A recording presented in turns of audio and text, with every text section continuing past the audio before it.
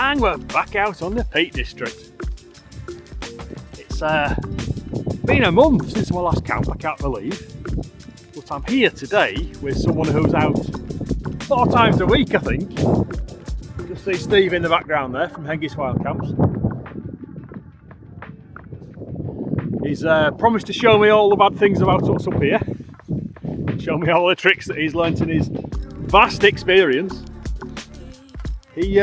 He probably camps more in a couple of months than I camp since I started wild camping. He's out all the time, unbelievable amount of time. So it's great to be out with him. We have a lot in common and we're going to have a right chin wag tonight. I can't promise you too much recording because most of what we record and talk about would be get us arrested probably. I wasn't recording. Oh, you're joking?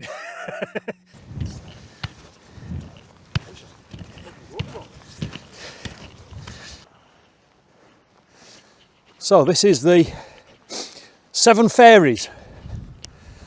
Robin Hood put these here and he put 21 of them down. But he didn't like the number 21, he thought 21 doesn't really sound right, 7 sounds a lot mystical. So he got Little John to jump up and down on some of them and knock them into the ground. So you'll see, some of them are buried under there. And he couldn't do all of them, so Robin Hood said, well, you big fairy. And that's why they're called the 7 fairies. And there's something very special about 2 of them. If Steve pitches his tent over there and he lays on his airbed, then the shape of this one here exactly matches his nose. It's amazing, you won't believe it. I could plan that ahead. And this one over here matches another part of his body. This exactly matches his feet. It's incredible. If you want the true version, just go onto Google. Right, pitched. It's quite a big gap at this side, but I won't be using the back. I might just slung a few things out.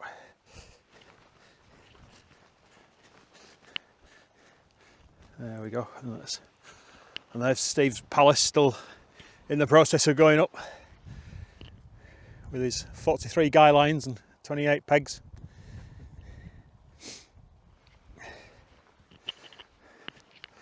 I tell you what, I think that kettle's going to be going on. Well, I was just thinking I'm going to put kettle on, but there's 4 beers staring at me, so got to have one of them really, haven't I? Saving this one for a little bit later because it's a scoundrel Emperor Brewery. You are not a Jedi yet, it says.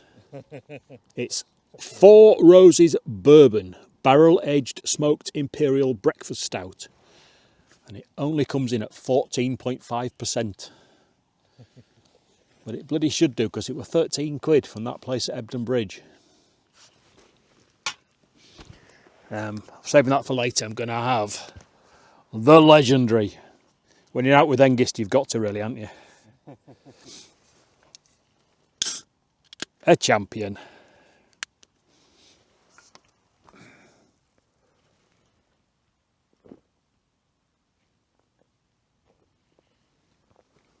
Oh, and I've said before, I've got a taste for this now. What, champion? Yeah. Every time, when I first got it, I thought, well, I'll get a couple of cans and see what it's like, and I wasn't right impressed. And then I got a 4-pack, and on the second one, I was thinking, no, it's not bad, this, it's really nice stuff. I love this stuff. But if you're going to carry beer up, you might as well carry a 7.3, because, well... Yeah, it's stronger. Well, 4 cans of that is like 6 Stellas. Yeah, exactly. So I have to tell you about the saga of my £13 tent. Now, I'm not a stranger to the internet, and I've taught kids for a long, long time about the dangers of looking at stuff on the internet and getting sucked in and suckered into stuff. But I've been using AliExpress for a while, and you get some incredible bargains. I mean, this titanium windshield and pan support was £1.80, and it's incredible that they can do stuff for that price. My Tyvek 3FUL gear bivy bag was £21, and again, you look at those in this country and they are double and treble that price, if not a lot more. So I wasn't really that shocked when up on my timeline came some Cloud Up 2 tents, which are really, really nice tents, and they were £30, £40, amazing. Then I went on one day and there were a couple for £10, and I'm thinking, what? And I clicked on it and checked it, and I thought, well, I've ordered a lot of stuff from AliExpress before, and I trust that, you know, they're going to be okay with it. This must be genuine. I'll give it a go. So I bought this tent, which with tax was £13, and I started looking at Cloud Up 2 reviews, and what an amazing little tent. I mean, everybody that's had that is really rate it. They think it's a really good tent. Obviously, it's a cheap tent. They say it's very much 3-season, but it's very versatile, very compact, very small. I thought I'm really looking forward to getting this tent. And it said that it's cleared customs, and I was getting really excited, thinking, oh, brilliant, I'm going to see this new tent soon, I can bob it up. And my wife and I went away to Robin Hood's Bay for the weekend, and I thought, oh, is it going to come before so I can take it with us and maybe put it up on the beach? But no, it didn't. It arrived when we were away. And I got this package, and it clearly wasn't a tent. It was like a little plastic package. And he opened it up, and inside is a 6-inch metal ruler. I thought, what? I didn't order this. And I looked at the tracking number on it and checked it on the AliExpress, and yes, this was the tent. So of course I've gone on and I've said, well, this ain't my tent, I'm not happy with this. So they said, oh, send it back, you have to pay the postage. I said, not a chance. I said, I want my refund or the tent, please. And you run round in circles with them. It's not like when you deal with Amazon in this country, or even eBay in this country. You get very, very fast resolution. Not with them. Anyway, I went back to PayPal and said, I bought this tent. It's not a tent. They've sent this instead. Can I have my money back? And PayPal refunded me. I'm not messing around arguing with AliExpress. It's clearly an AI robot that you're talking to half the time, and they cut you off very quickly. So you haven't responded in the last 30 seconds, click, and you have to start again from the beginning. Which is a shame, because I can't say I like AliExpress. I like the value, I like how cheap their stuff is on certain things. You can get some proper bargains. But, you know, I was probably very naive expecting a £13 tent to be a decent tent.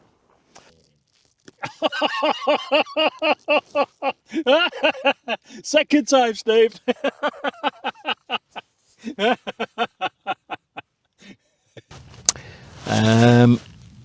Time is about 8:30. Steve just started cooking outside. I've had all my beer, and I've got some whiskey to have, which I'm looking forward to very immensely. Let me think. So, pitch black. We're away from the flight line. Pretty much. I might talk to Steve some later, but it's not recordable. I mean, honestly, our agenda between the two of us is diverse and yeah, not worth recording. So we'll chat maybe with loads of ideas.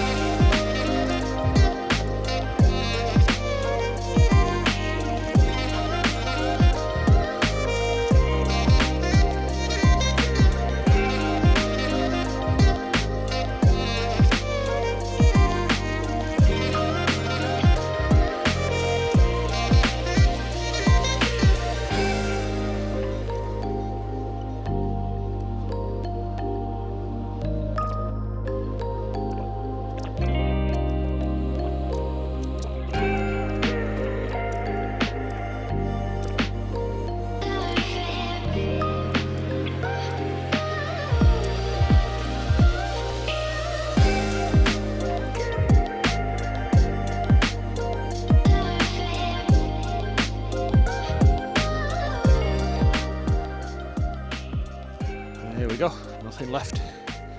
All clean and tidy. In fact, it's a much cleaner site than when we arrived because there's no sheep shit where we put the tents.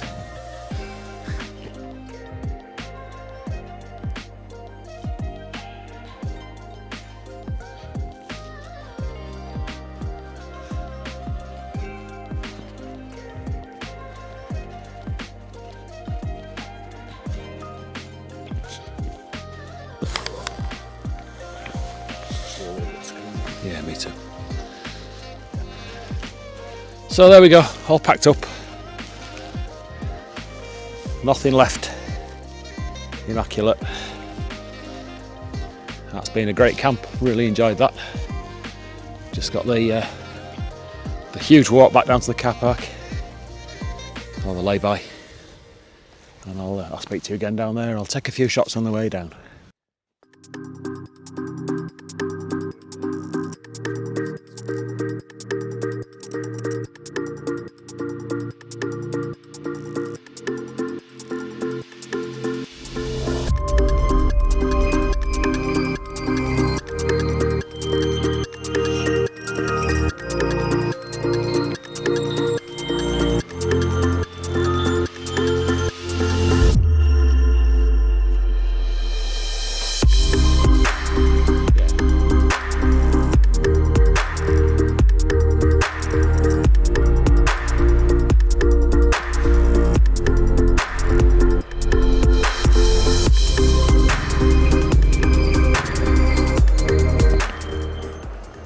Right, so back at the cars, everything's safe.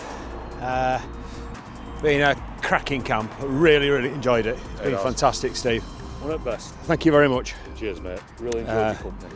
Yeah, I look forward to next time. No doubt there'll be many next year. Oh, yeah. The world's our lobster. Loads of time to go camping again. Brilliant, yeah.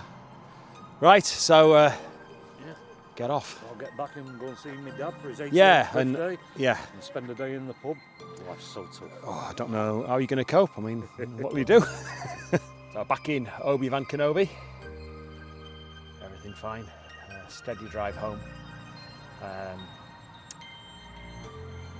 hope you've enjoyed the video. Please add to the comments down below if you've got anything you want to say, or just say hello.